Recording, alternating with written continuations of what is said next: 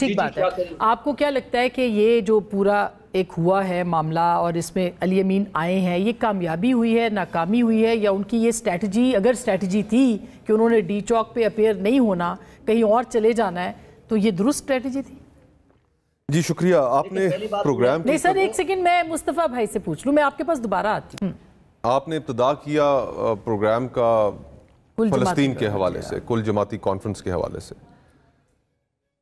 اس میں کوئی شک نہیں کہ پاکستان اور دیگر اسلامی ممالک مغرب میں سڑکوں پر موجود لاکھوں لوگ جتنا مرضی ولولہ کرتے رہیں، اس کا اثر کوئی نہیں. لیکن پھر بھی میسیجنگ اہم ہوتی ہے، اپنا موقف سامنے لے کر آنا اہم ہوتا ہے. اور آج حکومت نے جو یہ کل جماعتی کانفرنس بلائی، یہ ایک ایسے ایشو کے اوپر بلائی تھی کہ جس کے اندر کوئی سیاسی تفریق نہیں ہے. نہ ہم پی ٹی آئی ہیں، نہ ہم نون ہیں، نہ ہم پی پی ہیں، نہ ہم لام ہیں، جیم ہیں.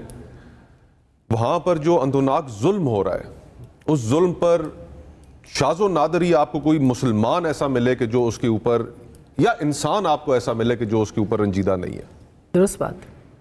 اور آج افسوس ہوا یہ دیکھ کر کہ تحریک انصاف وہاں پر موجود نہیں تھی. سیاست میں جب تک آپ اپنے مخالف کو بھی لیجٹیمیٹ سٹیک ہولڈر نہیں سمجھیں گے، آپ سیاست میں پھر تکفیری سوچ اپنا لیں گے.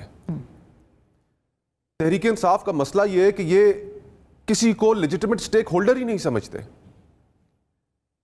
پاکستان اور بھارت کے درمیان جنگ کا سا ایک ماحول بن گیا.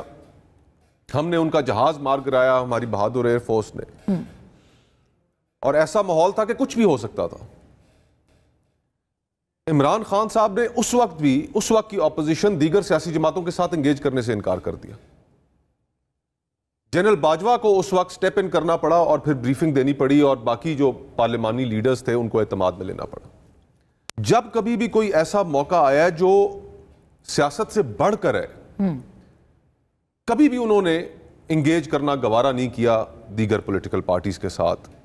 آج بھی جو جماعتیں وہاں پر موجود تھیں، اگر تحریک انصاف کا نمائندہ وہاں پر موجود ہوتا، بیرسٹر گوہر وہاں پر موجود ہوتے، تو ہم سب کو خوشی ہوتی، اور وہ اپنی بات کرتے، اپنا موقف رکھتے. تو یہ جس طرح کی جو یہ سیاست کر رہے ہیں، اس میں نتیجہ یہی نکلنا ہے کہ آج اکیلے کھڑے ہیں اور کوئی سیاسی قوت ان کے ساتھ. لیکن اس کا کیا فائدہ ہوا؟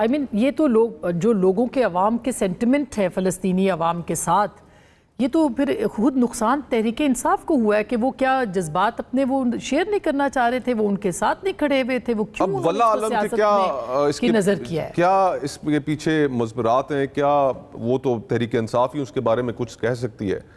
لیکن بطور ایک انسان کے، پاکستانی کے، مسلمان کے، مجھے یہ بات اچھی نہیں لگی وہاں، اور کسی کو بھی نہیں اچھی لگی ہوگی.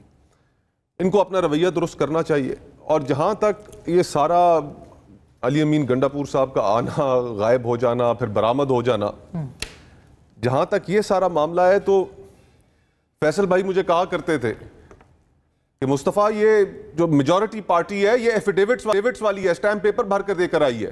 میں تعجب کرتا تھا، ہنستا تھا اور کہتا تھا کہ نہیں فیصل بھائی کیا بات کر رہے ہیں. پھر جب واقعات انفولڈ ہونے شروع ہوئے تو میں شک میں پڑ گیا کہ کہیں فیصل بھائی کی بات ٹھیک ہی نہ ہو. اب تو یقین ہو گیا ہے کہ یہ جو سٹیمپ پیپر دے کر آئے ہوئے ہیں، یہ کمپرومائز طریقے سے اس پارٹی کو چلا رہے ہیں، اور ہر لیول پہ کمپرومائزڈ ہیں، اور یہی نتیجہ آپ کو دیکھنے کو ملے گا، اور اس سے زیادہ بھی اور آپ کو دیکھنے کو ملیں گے.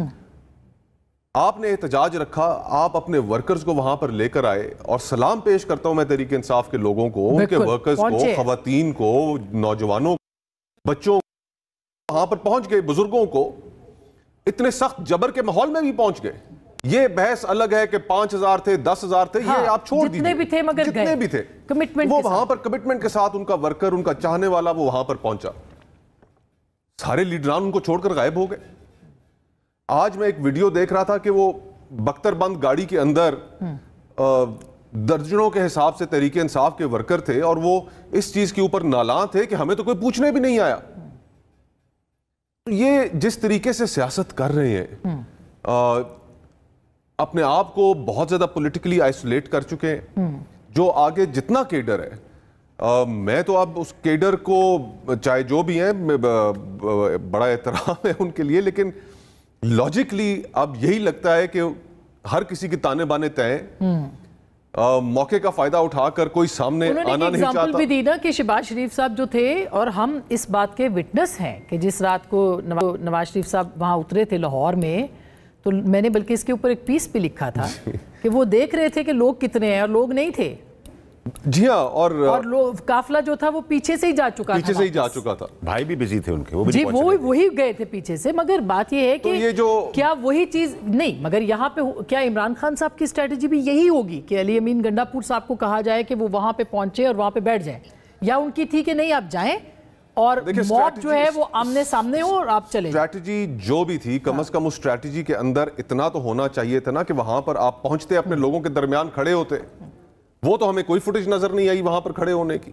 کوئی سیاسی پارٹی ہے، چلیں آپ نے سینیٹرز اور ایم این اے صاحبان کو پیچھے رکھنا تھا تو درجنوں کے حساب سے جو باقی لیڈران ہیں جو سوشل میڈیا پہ ایکٹیو ہیں وہ آ جاتے ہیں. مطلب اب میں نام نہیں لینا چاہتا، لیکن میں کئی نام ایسے لے سکتا ہوں کہ جو پارٹی کے عہدیداران ہیں جو وہاں پر موجود نہیں تھے، جو سینیٹر اور ایم این اے بھی نہیں ہے، جن کو ہونا چاہیے تھا وہاں پر.